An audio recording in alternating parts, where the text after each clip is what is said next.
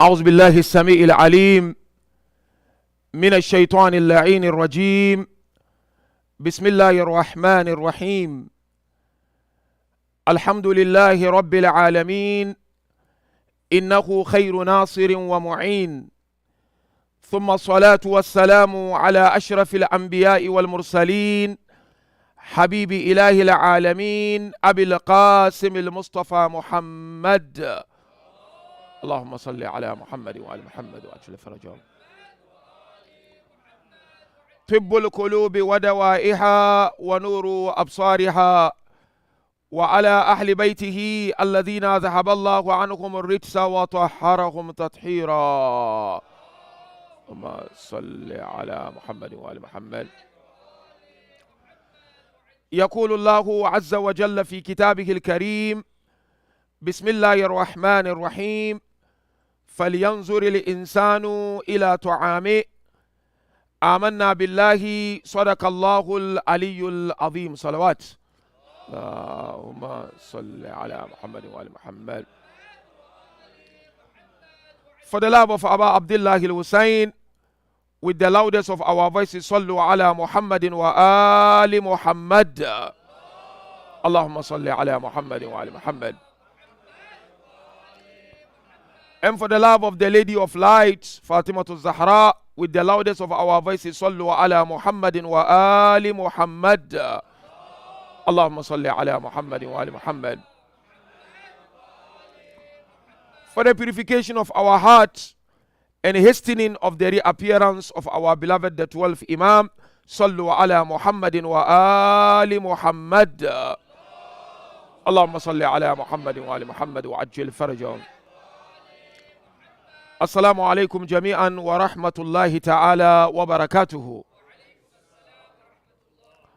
First of all, mu'mineen and mu'minat, we thank Almighty Allah for gracing us with this wonderful moment, wonderful opportunity to commemorate the painful departure of the beloved daughter of our beloved Prophet, our role model, Sayyidah Fatima salamullahi alayha. Allahumma salli ala Muhammad wa ala Muhammad wa ajil farajahum. As we've just heard it, the theme of my 5-night majalis is looking at Sayyidah Fatima as a symbol of perfect human being. The aim, mu'mineen and mu'minat, is to remind myself first and foremost, and to remind the lovers and the followers of Ahlul Bayt of those important lessons that we can all take on board from the life of this great lady. Taking lessons from her life, if indeed one is sincere and determined, will change us to become perfect human beings. It will make us true lovers of Ahlul Bayt and true servants of Allah Tabaraka wa Ta'ala. We are blessed, my dear brothers and sisters, to have these opportunities year in, year out, of remembering Ahlul Bayt alayhimus salam. Each and every opportunity we have, like this opportunity, let us try to make the best out of these opportunities by not just listening, but trying to take at least one thing from whatever we are going to say and discuss. And if any one of us is able to take at least one thing and reflect on that particular thing and seek to implement it in our lives, wallahi, we'll realize by the end of these discussions some positive changes in us. So the topics I will be discussing starting from tonight will be series of topics focusing only and only on the life of this great lady. So therefore, kindly, brothers and sisters, pay maximum attention. What I require from all of you is to at least take a lesson from whatever we're going to see. Wallahi, if every night one is able to take just one lesson and do something about it, it's more than enough in the sight of Allah and Ahlul Bayt alayhim as-salam. The verse I've just quoted, I have no doubt, is a known verse. If not to all of us, but to most of us here. Quran 80, verse 24. This surah to Abasa. You know, Allah in this ayah invite insan to look at his or her food.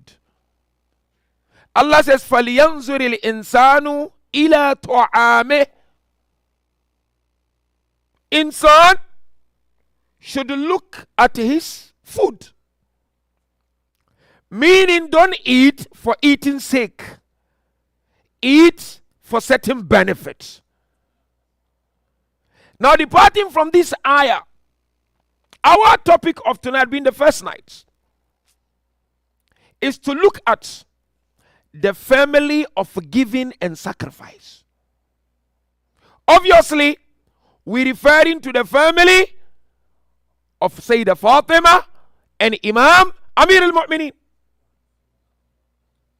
We're going to learn the art of giving and sacrifice from this family. And from tonight's topic, we'll build the rest of the topics, inshallah. Our examination of tonight is of two stages. The first stage, we will focus on the upbringing of Fatima. How was she brought up? What happened? I believe there are so many lessons young and old can learn from the way and manner she was brought up. And then the last stage of our examination of tonight, inshallah, we'll look at some social roles that manifested in the personality of Fatima. We'll look at Fatima as a daughter, Fatima as wife, and Fatima as mother. So many lessons we can all learn from this great lady. The essence of loving Fatima, or no, the essence of loving Imam Amir al-Mu'mineen or the Ahl al-Bayt is not just to attend majalis. It's not just to listen to majalis. It's not just to commemorate. It's not just to celebrate. What is important more than all is for their styles of life to be seen manifesting in our lives. Anyone who claims to love Ahl al-Bayt and their attributes or style of life are not manifested in that person's life, then we are not true lovers of Ahl al-Bayt. So first stage of the, kindly I beg you brothers, pay attention. If you know it, let it serve as a reminder. It's the first night. Let's look at the upbringing of this lady. There is a point I seek to make here, which I think is very, very important. If all of us can reflect on that point. Remember the ayah. Allah says, don't just eat. Allah says, don't just take the food. Allah says, look at what you eat. You know, Sayyidah Fatima alayha salam, salawat, Allahumma salli ala Muhammad wa ala Muhammad. When you examine her life, you will realize that she is unique with one thing. And this uniqueness, You will not find it in any other creature of Allah. You will not even find it in our beloved Prophet and Ahlul Bayt. What is this unique feature? I'm sure you know it. This unique feature is reported by both Shias and Sunnis. Let's look at the Sunni narration. Mustadrak al-Sahihain by Hakim al-Naishapuri. Volume 3, page 157. He narrates this from the wife of our beloved Prophet Aisha. That one day, Aisha saw the Holy Prophet kissing Fatima. Hugged her and kissed her. Aisha then called out, "Why are you kissing her? She's not a young girl. She's a grown-up girl." What was the response of our beloved Prophet? Prophet said, "Innaha min thamaratil jannah." I am kissing Fatima because Fatima is from the fruit of heaven. But he did not stop there. Kindly, I want you to pay attention to the response of our beloved Prophet as we will build our discussion from that. Then Prophet continued.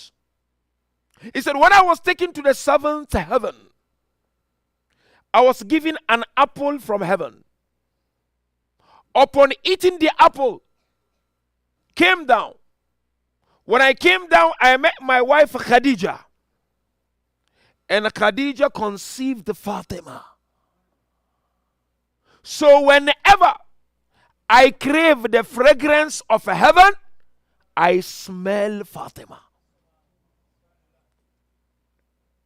What do you get from here?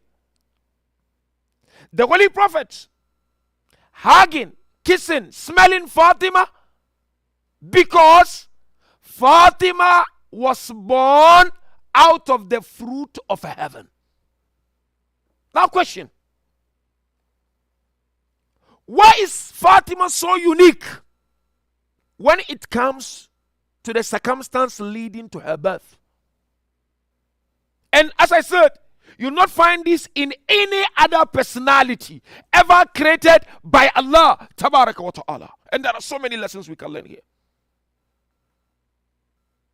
This uniqueness leads to a philosophical question. When it comes to the relationship between the soul and the body. You know, look at insan, human being. We are made up of a soul and a body. I have a soul and I have a body. Likewise, every one of us here. What's the relationship between our souls and our bodies? Philosophers discuss this. For example, if you look at Descartes, he said, body and soul are two different entities, but moving on two different lines, and they affect each other. In other words, whatever soul is affected with, body is also affected with. Now more, when it comes to Islamic philosophers, they said there is an influential relationship between the body and the soul. Meaning what? Body influences the soul and soul influences the body. Look at typical example. When you have an injury in any part of our bodies, what happens? You feel the weakness inside. This injury is on your body, but it influences your inner being. It influences your soul. So sometimes you find you are so down because of the injury you have. Likewise, sometimes when you are so sad, what happens? It is seen on your body that you are not yourself today. So soul influences body and body influences soul. Likewise, food. When you take something in, if it is good, it affects the body in a good way. When you take something which is bad, the negativity is then seen also on your body because of this influential relationship between the body and the soul. I give you some few examples. See, our beloved Prophet mentioned, any child who is born out of wedlock, that unlawful act affect the upbringing of the child. But that unlawful act brings negative energy. And that energy, in a long run, affects the upbringing and the personality of the child. Like what the Holy Prophet tells us. Whoever marries his daughter or his sister to a drunkard, your lineage is over. What is Prophet trying to say? That anyone who takes this haram substance, if he or she gives birth, that child is going to be affected drastically. That's why Prophet also said, تَخَيَّرُوا لِنُطْفَتِكُمْ فَإِنَّ الْعِرَكَ دَسَّاسٌ. He said, don't just go and seek to make children anyhow, because the root of everything can be rotten. What am I trying to say, brothers and sisters? Food is crucial. We are who we are because of what we eat. Hence, Quran invites us. فَلْيَنْظُرِ الْإِنسَانُ إِلَى طَعَامِهِ. Why can't insan looks at this or your food? Your attitude is made out of what you eat. Your personality is shaped out of what you eat. The child you give birth to, whether you like it or not, the food you eat has an impact. And here I want to draw your attention to something before we move forward. You see, every child is made up of different worlds. What's the first world of a child? The back of a father. Food. And here, we're not talking of just only halal food. We're talking of halal and good food. Because Quran tells us, قُلُوا مِمَّا فِي الْأَرْضِ حَلَالًا طَيِّبًا. Eat of what is on the earth, lawful and good. Because what you eat is what makes your child and makes your personality. So first world is here. Second world is the tummy of a mom, isn't it?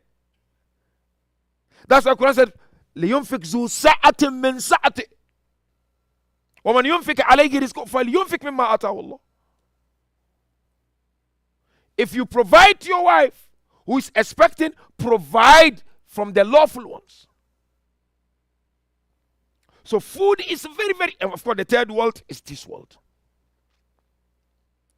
Now if you look at Sayyidah alayhi salam, Fatima, why she's so good?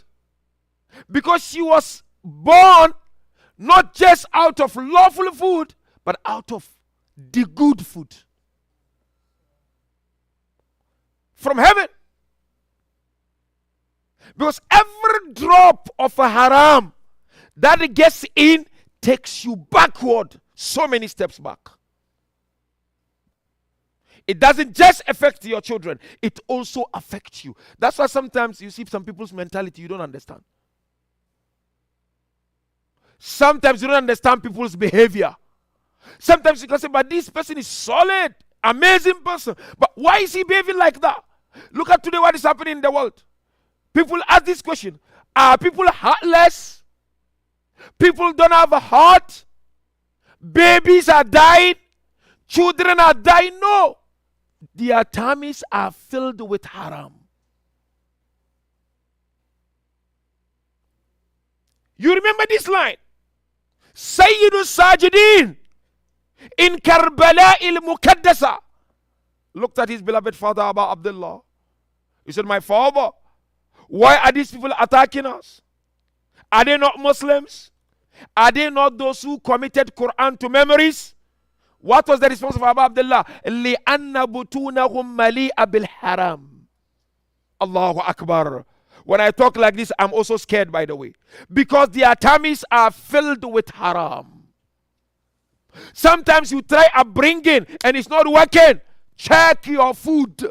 Check what you take home. We all celebrate the life of Fatima. Because Fatima is from the purest of all food. You know, there was this father who once invited me and invited all his children. He said, Sheikh, I've invited you just for one thing. I'm not going to take much of your time. I said, Yalla, Bismillah. So that I want to say this in your presence, Sheikh Nuru, that all these my children, I can guarantee them whatever I fed them up to the time they left my house is halal. Can they guarantee their children whatever they take home is halal?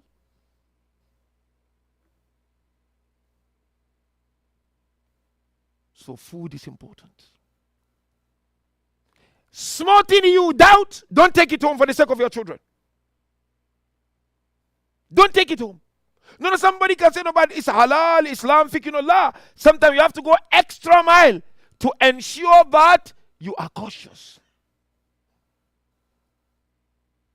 Today, the most important asset we have are our children, and we want to make sure they become the best and the true lovers and the followers of Ahlul Bayt. One best way of doing so is to provide them with halal food. That is why I say the Fatima alayhi salam. Allahumma salli ala Muhammad wa Muhammad wa ajil. She, as they say, she is wujudin dhilli lillahi azza wa jal. She is the shadow of Allah's presence and existence. She is the taste of divine mirror. Why? Because she's from heaven. Let's learn from these brothers and sisters. Before we destroy our lineage. That's the first stage of the examination. Second stage of examination, very important. Social roles that manifested in the personality of this great lady. So that's what we're going to look at three things. Simple three things. Number one, Fatima's role as daughter. And number two, her role as wife. And the last one, her role, mother. So many lessons we can learn as we begin commemorating this Fatima. The first role is a role as daughter, Fatat, daughter, youth, Fatima. You know, here, I would like to draw my attention and attention to, especially to the men who have daughters in their houses. We have this simple question. Compare your relationship with your daughter and Prophet's relationship with Fatima. Are you following the footsteps of the Holy Prophet? Or you are doing your own thing?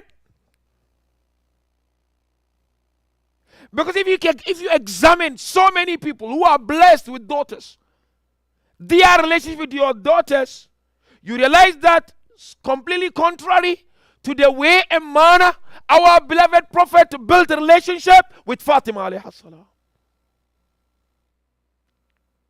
Some of us, what do? Those of us who are blessed with daughters. Our relationship with our daughters are focused on two things. Number one, provide them with education. We provide all resources. Education, crucial. But we're missing something.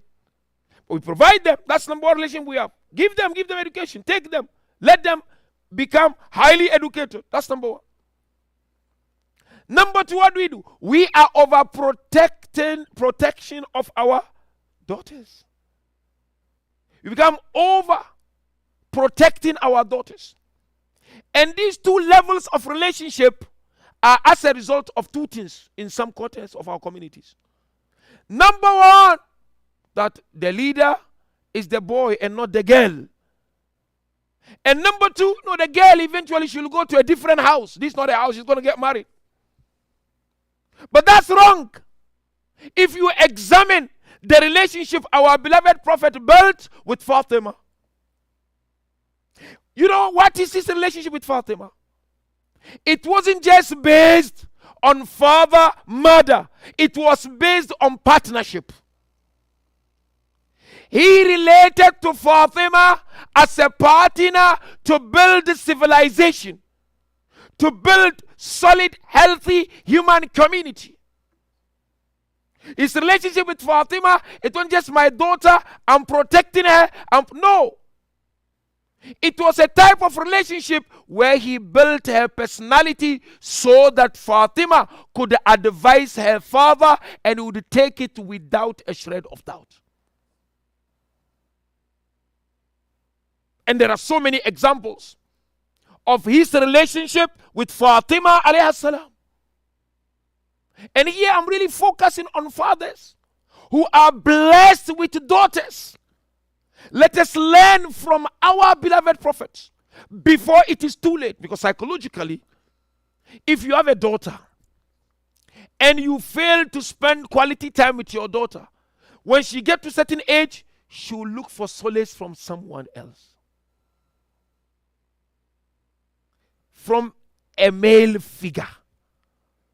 And if you do not take care, that will take her into something else. That is why even Islam, from the teachings of Ahl al-Bayt, encourage us to spend quality time with our daughters. Because the more time you spend with them, the more you build their personalities. The more you build their characters. The more you build and instill confidence in them. The way you enhance their skill of decision making so that they can stand on their feet, the more you are able to instill true values of Muhammad wa Ali Muhammad in them. But if you do not do that, we'll end up chewing our fingers. Look at the young Fatima alayhi salam. You all know this. As young as she was, in the holy city of Medina and Mecca, she was like this to her beloved father. You begin in Mecca. Prophet shown a lot of animosities. They ridiculed the holy prophet. They disrespected the holy prophet. Who was the first to console the holy prophet? You all know who? Fatima. Inshallah, we'll discuss more into details these kind of things. Fatima alayhi salam consoled her father. That did it happen just by chance? No. He built her. He spent quality time with her. He listened to her. She listened to him. He built that emotional relationship with Fatima. He built that independence and the love for it in Fatima alayhi salam. When they pelted the holy prophet with dust, when they pelted the holy prophet with the intestines of an animal, who would clean it first? Fatima salamullah alayha. That's why you all know, this is a reminder really, because today the world, what they try to do, they go through females to destroy communities. So it is my duty, it is your duty to spend quality time uninterrupted with our daughters almost every day. He called her Ummu Abiha. Ummu Abiha, because she beautifully and in style replaced the presence of Khadijah al-Kubra. Look at Medina, Habibi. You know it. I'm mentioning this so that we can all reflect. When he would go out, who would be the first person to see him off? Fatima. Whenever he would come back, who would be the first person to welcome him? Fatima. Salamullah alayha. And that is our duty and our responsibilities. It's not that cheap. Wallahi. When the tradition tells us, you know this tradition. When you are blessed with 3 daughters, 3, heaven. Isn't it? Barabar. 3 daughters, where do you go? But narration even tells us, if you have 2, where? Heaven. Baba, narration says if you have 1, where? Heaven. Baba, we have a narration. If you don't have any daughter and you have sisters, where do you go? Heaven. Aunties, heaven. But it's not easy. You only get that if you are able to spend quality time and instill values in them. Otherwise, you'll not get that heaven. So Fatima alayhi salam played a role as the daughter of our beloved Prophet. She is an exemplary daughter. Because sometimes some fathers, not all, they hardly spend time with their daughters. They hardly. They don't have time. But learn from Fatima. If you do not spend the time the moment they clock teenage stage, forget it. That's number 1. Number 2 role of Fatima. Fatima as wife. So at one point she was a daughter. Then at one point she became a wife. Wife of who? Imam Amir al-Mu'minin. Now there are lessons for all of us to learn, both male and females, men and women. How did she play her role as the wife of Imam Amir al-Mu'minin? It's not only about her fada'il that the narration tells us. If there wasn't Fatima, there will be no one enough for Imam Amir al-Mu'minin. It's a solid fadila and virtue. But there are lessons to learn on the role she played as a wife. So that our mothers, our sisters, our wives will take Fatima as their role model. And of course, Fatima is not only role model for our mothers and wives and sisters, she's also role model for all of us males. In psychology, there's this discussion. They call it psychology of success. So we have 2 forms of success when it comes to marriage. One success, they call it negative success. And the other one, they call it positive success. So question, what is negative success in marriage? Can you pay attention to this? You see, negative success is when one is in marriage or couple in marriage and they trust one another, but they are not happy. It's sort of success, but it's negative. Mullah. Habibi. There are people, when I'm with my wife, when I'm with my husband, I trust him. Even if he's not there, I trust him. But I'm not happy, Sheikh. I can leave him for 1 month. No big deal. I trust him. But really, when I'm next to him, I'm not happy. In fact, if he's far from me, that's the time I'm happy. Some will tell you, Sheikh, it's better by the time he comes, I'm in bed, I'm sleeping. And by the time I wake up, he's out. And we have the other way around also. So this is what we call negative success. It's sort of success, but negative one. So what's the positive success? And then we'll build on that to look at the success we learn from this great lady.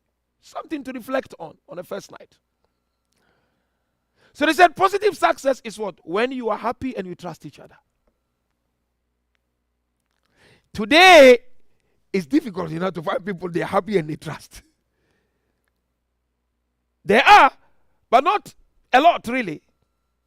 So you're happy and you trust. They said that's a positive success. Now, what is success in the sight of the Lady of Light?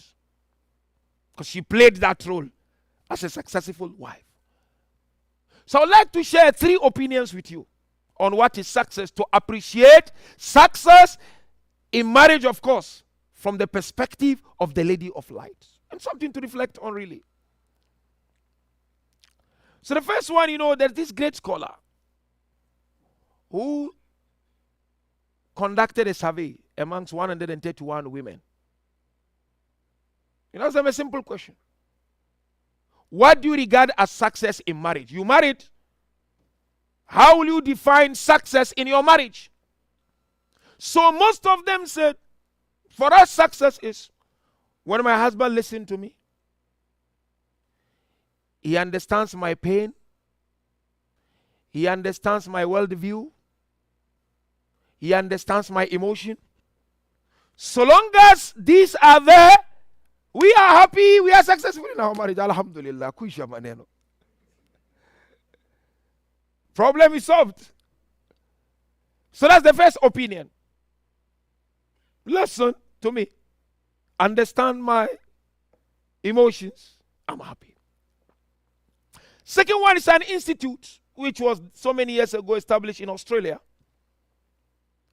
There is an institute to learn how to achieve success in marriage. And people would pay money to go to that institute. So people were coming and they conducted their own survey. And they came out with one conclusion. That so long as we are able to reach out to one another in terms of our needs, we are successful. You've got your need, I've got my need. If we are able to reach out to one another, to them, that is success. But come to the house of Fatima alayhi salam. What is success in the house of Fatima? This is very important, brothers and sisters. There are 4 elements here that Sayyida alayhi salam ensured that these 4 elements manifested in her life, in her marriage with Amir al-Mu'minin. What's the first one? That material or materialism is means to the aim, it's not the aim. Think about this. Think about it, really. Material. You know what is material, Habibi? Could be money, could be clothes, could be anything. As per the understanding of Fatima alayhi salam, it is means to the aim, it's not the aim. Meaning whatever you have in life of material, it's not the aim. In fact, it's not the aim of life, it's means to the aim.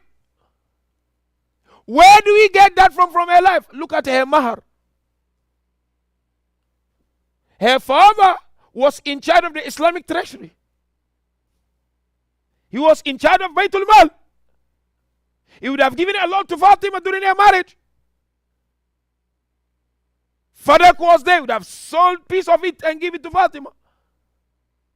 But what was the mahar? You know it very well. The clothes she took costed how much?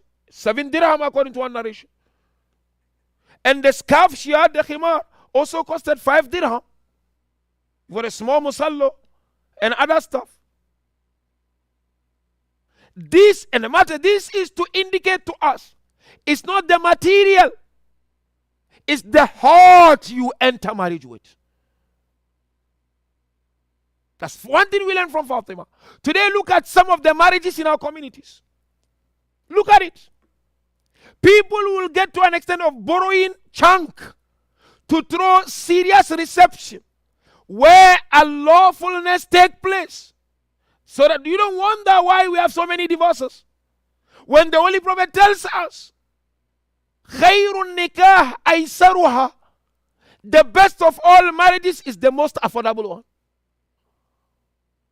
Today people come to the mosque. Maulana Miskin, Bichari, he sit there. Kabiltu, fine, down, Quran, Hadith, Kisa, everything. The next day reception, music, Allah. Not only the music, husband and wife come together, no hijab in front of everyone. Fatima alayhi salam is our role model. She taught us, it's not about this money, it's not about this cloth, it's not about the number of people who come there. It's for this to become a means of seeking nearness to Allah. So it's wasila and not a ghaya. That's number one element in the marriage of Fatima alayhi salam. Number 2, ta'awun. That Fatima and Amir al-Mu'minin, they cooperated. It's a cooperation. We are partners, we're building together. That's why Amir al-Mu'minin said this, the division given to them by the holy prophets. I will sweep. I will bring water. I will go out and bring something. Fatima said, I will look after the children. I will clean. I will grind. I will cook. It's cooperation. It's not one-sided. It's two-sided. It's two-way traffic. You play your part. I play my part. That's what Fatima taught us. And she did it in style. If a narration tells us the day the Holy Prophet sat with the two of them and he said, Ali, you do this, Fatima do this. Fatima said, I've never been happier in my life than that day. Cooperation. That's number 2.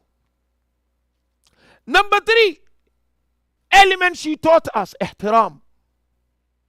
Fatima alayhi salam taught us you have to respect, mutual respect. It's of great importance.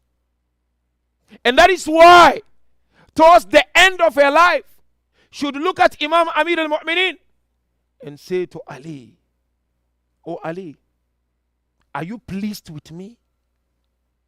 Are you happy? Can you imagine that? Fatima alayhi salam said, are you happy? When did your wife ask you, are you happy? No. When did your wife sit with you and ask, are you happy? Oh, every day. MashaAllah, you are the boss, man. MashaAllah, uncle is saying every day, then MashaAllah, uncle, you are on top of the game, man.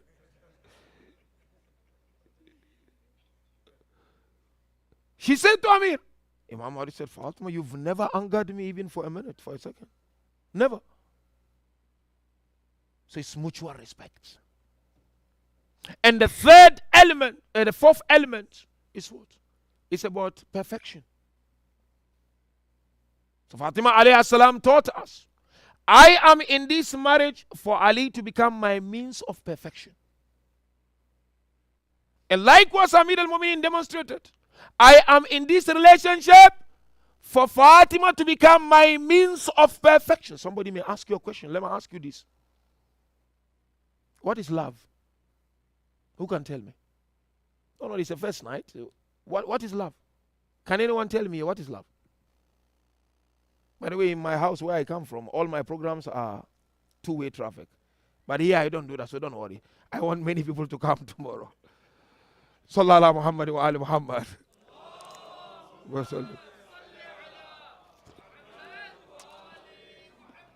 It's just first night, inshallah. Who can define love for me? What is love? I'm talking of love. Okay, he's saying sacrifice. That's a good one. Who can tell me what is love? Never having to say sorry. But sorry we say every day. We make sajda of sorry every day, man. Asante uncle. Oh, trust and connection, sacrifice, never have to say sorry. But can you live without saying sorry? Then you are ma'soom. Uncle? Respect? Okay, respect and care, that's love. Any other? Achieving? Oh, fantastic. That's a good one. So all that you mentioned apart from the last one, these are all manifestations of love. But perfection is crucial. You know what is love? Love is existential relationship between the perfecter and the perfected. I'll give you an example. I love Allah. How many times we say that? Programs, love for Allah. Meaning what? I am declaring wholeheartedly, Allah is my means of perfection. That's love. Oh, Ya Abu Abdullah, Ya Hussein, I love Hussein. Meaning what? Hussein is my means to Allah, is my means of perfection. That's love. So how many times you say to your wife, I love you, John? Are you married, bro? I'm sorry about that, man. May Allah make it easy for you, man. Special dua for you from the member of Zahra. How many times you say to your wife, I love you? Of course, our uncles, mashallah, they specialize in that. You are saying that, oh, my wife, you are my means of perfection. And wife, you say to your husband, I love you. Meaning what? You are my means of perfection. That's what love is all. It's a philosophical connotation. Of course, we have it also mystically. That's what love. Love is not that I love you, mashallah. La. is something way higher and deeper than that. That, my husband, you will hold my hand to Allah. My wife, you will hold my hand to Allah. And typically, Amir al-Mu'mineen and the leader of light demonstrator, you know it. Rasulullah came to Imam Ali and he asked him about his wife after the marriage. Normally, parents will go and find out. What was the response of Imam Ali? Ni'mal auni ala ta'a. Powerful. He said, blessings of Allah be on an assistant to be more obedient to Allah. Meaning Fatima alayhi salam, within few hours or a day or two, she became my assistant to be more obedient to Allah. Today, Baba, some people when they get married, they far away from Salah. Husband look at his wife, said, remove that hijab, I don't want. If you wear that hijab, no marriage. You've seen that. Marriage proposal, you wear hijab, no marriage. I don't want you. I want you to go without hijab. But the essence of marriage in Islam is godly, is divine. And then of course, so the last Fatima about Imam Ali, what was her response? Khayru zawjin. Khayru zawjan. The best of all husbands is Ali. This is very powerful. So Fatima focused on Kamal, on perfection and nothing else. And that is what I and you seek to achieve in our marriages. Be a source of divine inspiration for one another. If your wife, you see she's weak, help her grow. If your husband, you see him weak, help him to grow. That is the essence of marriage within the religion of Islam. Otherwise, without this, it defeats the purpose of marriage.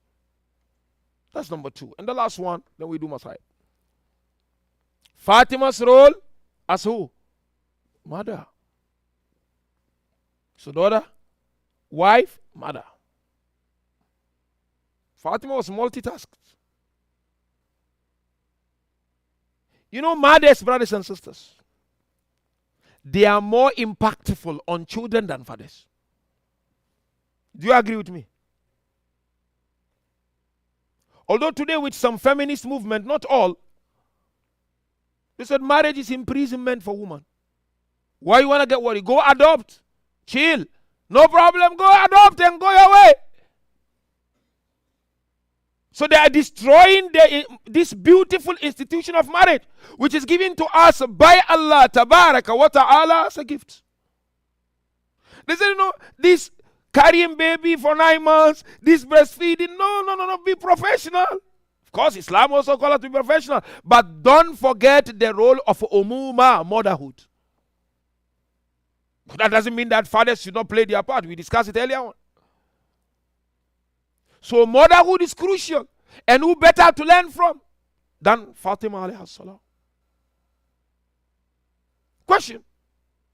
Why is woman more impactful than the father on children? Can anyone tell me here? What do you think, Mullah? She's ahead of the game. Ahead of the game. I love it, Mullah. 9 months, she's already started. Father, mashallah, is chilling. I was telling somebody, when a child cries at night, the father, he takes his blanket, he goes to the sitting room and sleep. When the child has small headache, especially when they are young, sometimes you can't detect which type of illness it can give nightmare. Father is chilling. No, tomorrow I'm going to work. He take his blanket, he go in the sitting room next to TV and then play with the phone. Not every father, of course. Don't get me wrong, but majority, I think they are like that. So 9 months. Any other reason why mom is more impactful than the father? Compassion, that's true, but some fathers also, mashallah, today some women also can be nightmare, by the way. Some, quote unquote. But it's true, they are very compassionate. Very compassionate. I give a typical example. I'm working, inshallah, I'm finishing now. Very compassionate. The Holy Prophet was sitting with his companions. And here comes this lady with 2 children. In Medina, she said, Ya Rasulullah, we are hungry. We've not eaten for some time. So Prophet sent someone to the house, go, whatever is in the house, bring it, let's give it to this lady. So the person came quickly with loaf of bread. Prophet gave it to the lady. What did she do? She divided the bread into 3 pieces. She kept one and gave the other 2 pieces to the children. But she kept hers.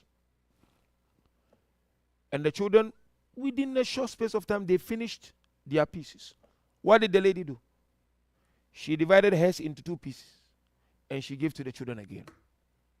So Prophet asked his companions, what have you seen from this lady? He said, well, I said, no. Allah's love for us is more than the love of this lady to her children. Allahu Akbar. But yes, mothers are very compassionate. Mothers, fathers sometimes can get worked up with the children, but mother would hide and give something. You know, the heartbeat of a mother dissolves the problem of a child. 9 months, 2 years or less breastfeeding. Heartbeat of a mother, it takes away anger from the heart of a child. Very, very important. Every time a mother spends with a child, her emotions are transferred to the child. That's why Prophet tells us, you all know, ليس للصبي لبن خير من لبن أمه. A child has no milk better than that of his mother. It's not just the milk. One narration tells us, oh mothers, when you breastfeed, give from the 2 breasts, isn't it? They asked Prophet why. He said the right one is food and the left one is water. It's so powerful you can't believe. That the mindset of a mother at that moment can shape the personality of the child. And so you look at the life of Fatima alayhi salam. She beautifully played that role as a true mother for her children. Today we are all sitting here proud of calling the name of Hassan, Hussein, Zainab, Kulthum, who played that role. The lady of light, Fatima alayhi salam. She developed them. She developed their personalities. She made them forces to reckon with. Bottom line, my dear brothers and sisters, Imam Ali appreciated the reason of being a father, and Fatima appreciated the reason for being a mother. And I leave you with this line, brothers and sisters. You know, Sayyidah Fatima would send Hassan and Hussein to the mosque of the Holy Prophet. And she would say to them, go sit where Quran is being recited. Why? When they would come back home, she would ask them, repeat what you heard from the mosque of the Holy Prophet. These are Masumin. These Hassan and Hussein are Masumin. But the Lady of Light would teach them. And hence tonight, being the first night of our series of majalis, I would like to invite you, brothers and sisters, let us take our hearts to the holy land of Karbala and pay our respects on behalf of Fatima al-Zahra, Salamullahi alayha, in Karbala al-Muqaddasa. As no doubt, Ahlul Bayt in Karbala, one way or the other, remembered Fatima al-Zahra. Mu'mineen and mu'minat, I invite you all, let us remember Ali al-Akbar alayhi salam, who remembered Fatima al-Zahra at the 11th hour when he was about to depart from this world, isn't it? Narration tells us the first of Banu Hashim who came to the father asking for permission was Ali al-Akbar alayhi salam. Aba Abdullah, when Ali came to him, did not hesitate to grant permission. Hussein alayhi salam granted permission to Ali while Ali was on his way. Abu Abdullah called Ali, said, Ali, go to Mukhayyam, go to Khaymaga and bid farewell. Ali went to the tent. The moment he entered, the ladies began to cry. Who Zainab, who Layla, his beloved mother, and the other ladies, man, they cried. Why? Because he reminded them of the Holy Prophet sallallahu alayhi wa alayhi. Ali bid farewell. He came out. Abu Abdullah then hugged Ali. Abu Abdullah said to Ali, now you can go. While Ali was on his way, Abu Abdullah would walk slowly behind Ali. Suddenly Ali realized steps behind him. He stopped. He looked around. He saw his beloved father. He said, Father, haven't you granted permission? He said to Ali, may Allah never show you a moment where you know when your son goes, he will not. Look at the love of a son and the father. Abu Abdullah then said to Ali, Ali, go, you will soon meet Rasulullah and the Holy Prophet will quench your thirst. Ali then went to the battlefield. He played his part. But then the thirst of Karbala was heavy on Ali. Ali, Allahu Akbar, his mother Layla, she came out of the tent. She stood looking at what was happening in the battlefield. But she would monitor the complexion of the face of Abu Abdullah. Suddenly she saw the complexion changing. She called out, Hussein, is my Ali alive or dead? Abu Abdullah said, Layla, go make dua. Allah promised to answer the dua. Look at the relationship, mother and son. Allahu Akbar. That's why I'm doing this masaib. He said, go make dua. Allah said, whenever mother makes dua for her son, there is no barrier and obstacle between the dua and the acceptance of Allah. Layla made the famous dua, isn't it? Ya Allah, you were the one who returned Yusuf back to Yaqub. Return my Ali back to me. She said, Ya Allah, you are the one who returned Ismail back to his mother. Return my Ali back to me. Before she could finish, Ali came back. He was calling out, First. He said, the heat of Karbala is burning me and the armor is killing me. And you know very well, Abu Abdullah, what did he do? He placed his tongue into the mouth of Ali. But Ali looked at the father. He said, Father, your mouth is drier than my mouth. Abu Abdullah said, Ali, go. This is the last point where Ali remembered Fatima al-Zahra. Ali then went to the battlefield because Hussein said, go, you will soon meet Rasulullah. He will quench your thirst. But you know how they killed Ali, isn't it? The enemy lifted his dagger and he dug on the chest of Ali. As Ali was falling down, he called out, Assalamu alayka ya abat. Salam unto you, O my beloved father. Abu Abdullah came out. He began to walk towards the body of Ali. For every companion, he rushed to the body, but for Ali, he walked. But Abu Abdullah took a wrong direction. Sakina saw the father taking wrong direction. She called out, Father, where are you going? He said, I'm going to the body of Ali. Then she said, but Father, Ali is this side and you are going to that side.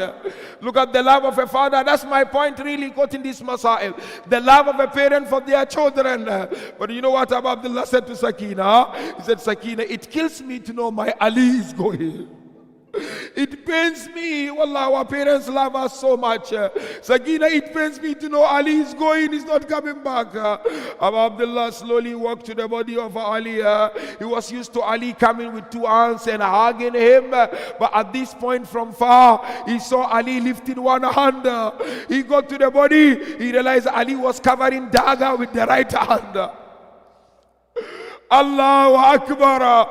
This is the moment when the poet mentioned Abu Abdullah being the son of Ali ibn Abi Talib. The father lifted the door of Khaybar with his hand. But come and see the son lifting dagger from the chest of his son in Karbala. Narration tells us that final moment of the life of Ali, Ali would smile and Ali would cry. Ali would smile, and Ali would, why Ali smiling and crying at the same time? He said, I smile because I see Rasulullah.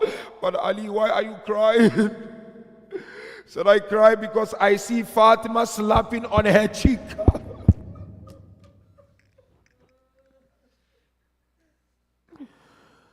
Ala la'natullah ala al-qawmi al-zalimin. Inna lillah wa inna ilayhi raji'un. Matam al-Hussein, ya Hussein.